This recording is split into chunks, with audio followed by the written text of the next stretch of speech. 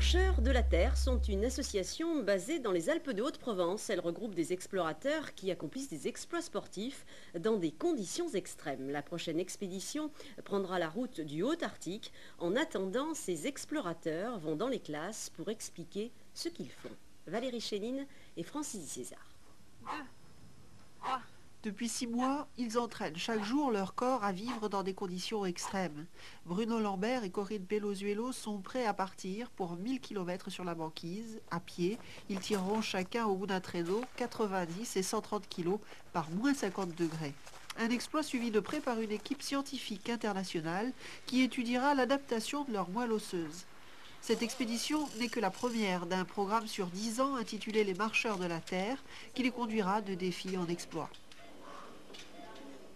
L'année prochaine, donc, on repartira sur les traces d'un explorateur donc, dans l'Amazonie française, donc dans la région des Tumucumac, ce qui sera une véritable mission d'exploration, c'est-à-dire que bon, le gars s'est arrêté, avancé jusqu'à une certaine limite, et puis après il y a une zone blanche, donc c'est véritablement vierge.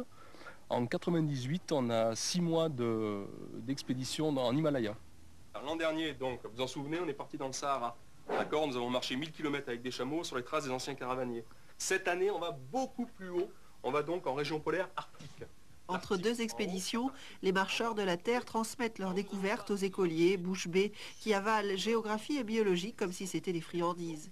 Ces explorateurs, ils les connaissent, leur posent des questions et surtout, ils reçoivent du Sahara, du pôle Nord ou de la forêt tropicale, des fax comme des bouteilles à la mer qui racontent les aventures de leurs héros préférés. Là, c'est l'Arctique et là, c'est l'Antarctique. Et si vous tombez et que vous restez longtemps dans l'eau, est-ce que vous risquez de geler?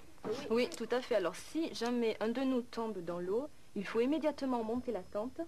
Tout comme ces enfants de l'école primaire du Brusquet près de Digne, 3000 élèves en France vont suivre les aventures de Corinne et Bruno dans le Grand Nord et développer ainsi leur goût de la découverte. L'exploit sportif des marcheurs de la Terre est devenu une mission scientifique et pédagogique. Un explorateur, c'est quelqu'un qui découvre le monde et qui raconte aux autres ce qu'il a vécu.